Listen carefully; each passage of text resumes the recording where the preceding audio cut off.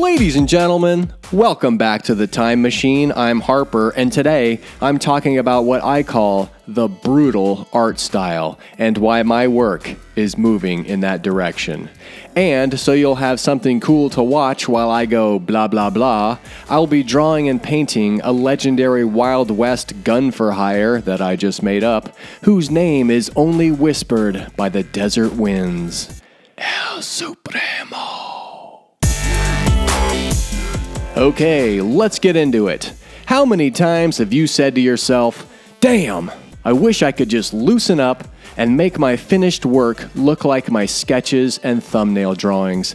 If I could just keep that flowing, confident, kinda wonky but energetic, expressive, experimental living line, that devil-may-care quality, the pizzazz, the fire emojis, that would be so awesome.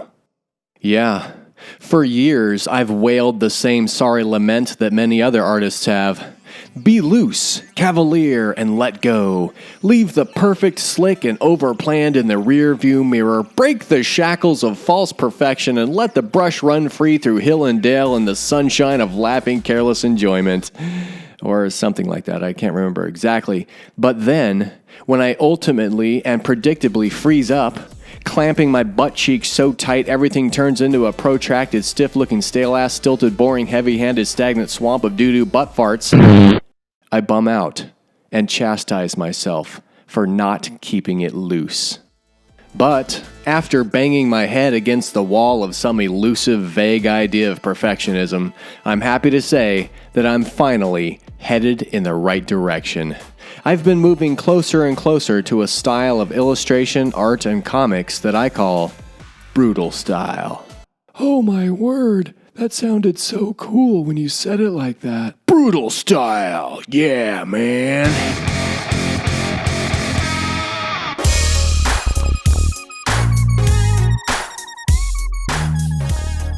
Now, the name or classification of brutal art has been around a long time. I'm not pretending like I made it up or anything.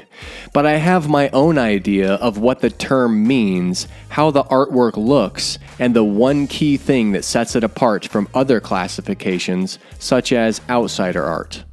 By the way, I made a video about outsider art a couple months ago. Link in the description. Although they're very similar and do have crossover, I don't consider the brutal art style to be the same as outsider art. They both have elements of being fast or forceful, unpolished, experimental, automatic and loose, raw, channeled chaos. And usually the work isn't confined or crippled by over-planning. And most importantly, they're both art that's done in your natural style. Notice I'm purposely not using words like honest or authentic, because I don't want to knock the slick, polished art styles. They're just as authentic as any other style. They're awesome. I appreciate those styles, and I cannot do them. And if making stuff that's super slick Rick is your natural style, go for it. Anyway, the huge difference, the key ingredient, the crux of the biscuit that sets the brutal art style apart from outsider art, in my mind, is good drawing ability. Yeah, to be brutal, you gotta be able to draw. Because if you can draw, you can break most of the other art rules into tiny, exciting pieces that have a life and death all their own right on the page. I'm not sure exactly what that means either, but wow, sounds exciting, right?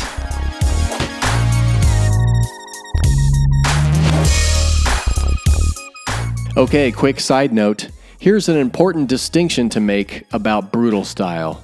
It's not what you're making, it's how you make it. Brutal style has nothing to do with the subject matter of the art. It doesn't mean depicting gore, death, or violence. Any kid in high school with a Slayer shirt reading a Faust comic can do that on a Peachy folder. Boring! Listen. Brutal style is like a Black Sabbath riff or a Ted Nugent solo. Heavy and wild.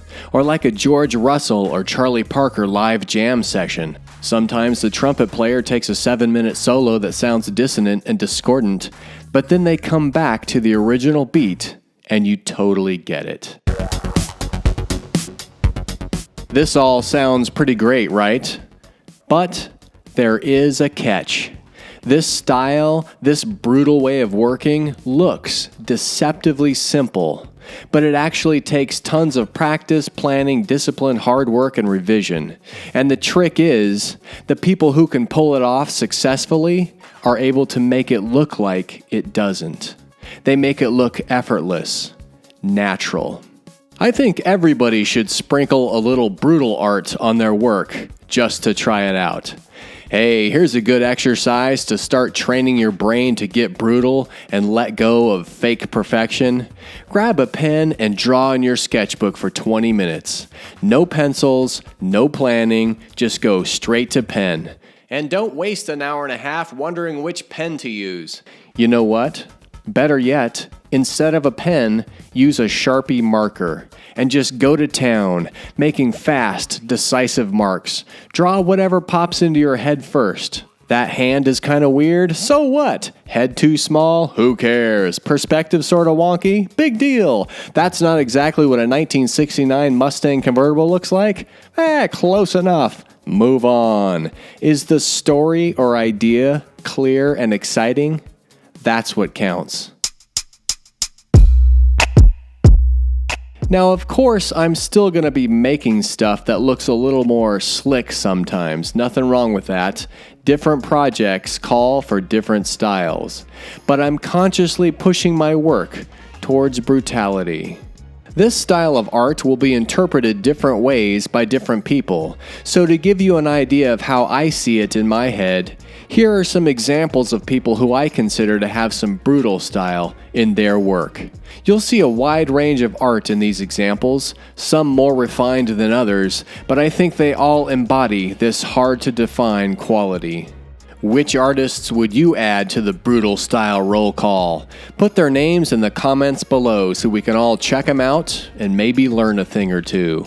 For more hot sketchbook action, cool stories about art and life, and dad jokes, check out these rad videos right here. And if you thought this video was better than going to the dentist, give it a thumbs up, subscribe, and turn on notifications by clicking the bell icon so you'll never miss another sketchbook video right here on the Time Machine. Thanks for watching. I really appreciate it. I really do. Come on, guys. Let's rock.